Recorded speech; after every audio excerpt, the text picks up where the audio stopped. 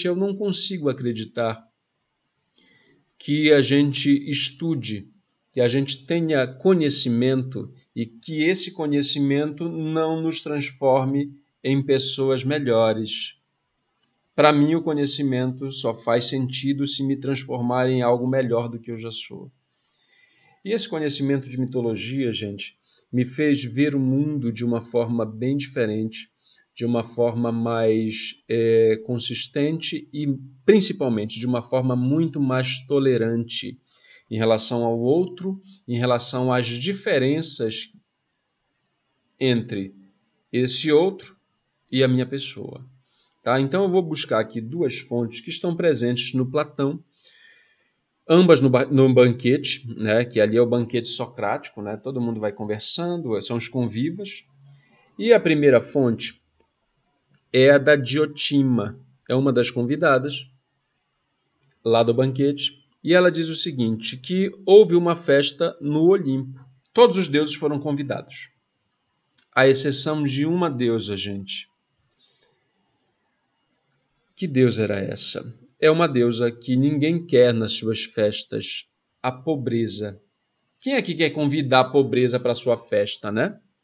Ninguém. Todo mundo importante estava na festa, a pobreza não. Mas a pobreza sempre fica na porta. Fica ali espreitando para tentar pegar um vácuo, né? E aí pegar uma rebaba. Foi o que aconteceu, gente. A pobreza ficou ali pelos jardins, rondando, rondando. E aí, em oposição à pobreza, tem um Deus que todo mundo quer convidar. Sempre ele é convidado. É o oposto da pobreza, é a riqueza, é o recurso. E é o recurso, gente, pela própria natureza do nome dele, já expressa o que ele é, né?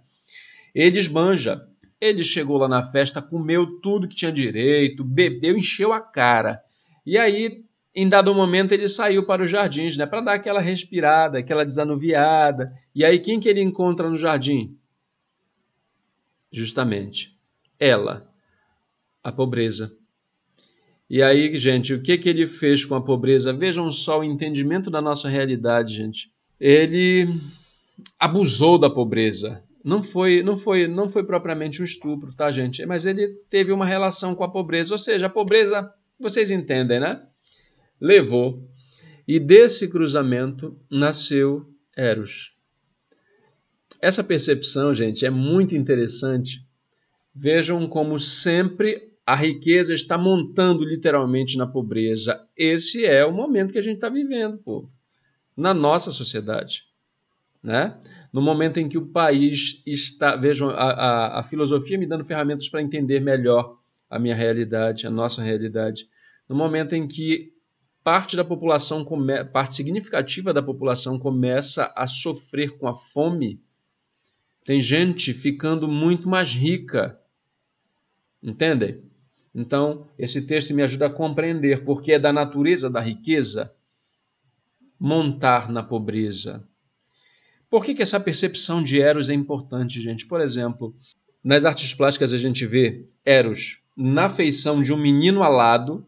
Na Grécia era Eros. Em Roma ele vai ser chamado de Cupido ou pura e simplesmente de amor, gente. Se vocês observarem, por exemplo, determinadas ilustrações ou determinadas esculturas de Eros, por exemplo, no período renascentista, vocês vão observar que ele tem uma postura muito imponente, que faz lembrar a postura do pai, o recurso, a riqueza. Mas se vocês observarem bem assim na expressão facial dele, gente, isso quando ele não aparece com os olhos vendados, né? Porque o amor é cego. E aí o que acontece? Ele tem os olhos que a gente no Pará chamaria de olhos de menino pidão. Aquele menino parece estar sempre pedindo alguma coisa, pedichão, né? Querendo alguma coisa, porque faz lembrar a expressão da mãe, a pobreza. Tá bom? Então vejam como o amor é a fusão de contrários, né?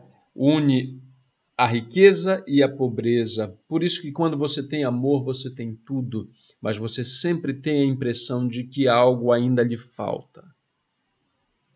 Pela natureza daqueles que geraram esse amor. Vamos para o nosso último recorte com Platão. Ainda no banquete, lá no discurso do Aristófanes, aí a gente não pode perder de vista que o Aristófanes era um comediógrafo. No discurso do Aristófanes, ele diz que no princípio havia 3 tipos de seres, compostos de 2 partes. Um primeiro tipo era composto de uma parte macho e outra parte macho. O segundo tipo era composto de uma parte fêmea e outra parte fêmea. Estavam costa com costa assim, gente. E um terceiro tipo, aqui ele deu o nome de andrógeno, era composto de uma parte fêmea e uma parte macho. 3 tipos. E aí o que aconteceu? Esses seres se rebelaram contra os deuses, povo. E aí Zeus não contou conversa, mandou um raio lá, dividiu todo mundo. Né? Dividiu todo mundo.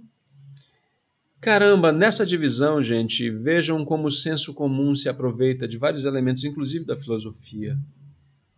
Nessa viagem, depois de se separarem, automaticamente esses seres começaram a procurar a sua outra parte. E até hoje estão procurando. Então, por exemplo, essa proposição do Aristófanes me faz entender, por exemplo, eu trabalho erotismo em 3 bases.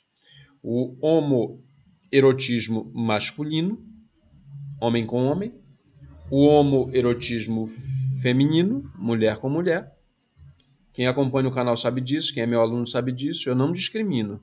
E o terceiro, o heteroerotismo, se é que a gente pode chamar assim, né? Só para distinguir do homo.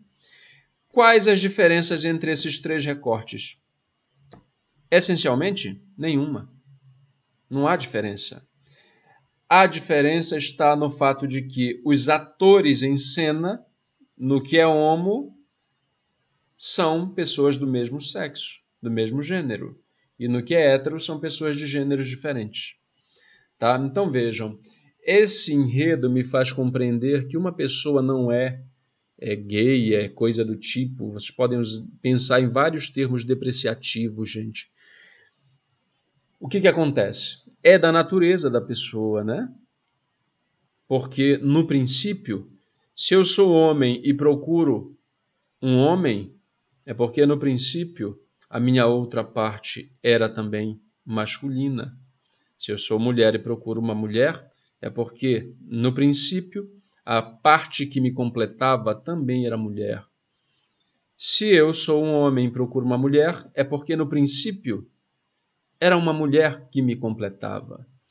Vejam como é uma forma muito menos preconceituosa, muito menos infame, inclusive, de ver a vida, as pessoas ao nosso redor. Entendem? Especialmente para um momento como esse, em que nós vivemos assim um surto de bestialidade. Eu entendo a bestialidade em todos os sentidos, um surto de ignorância. Ter esse tipo de fonte é algo que nos faz compreender e aceitar melhor a diferença.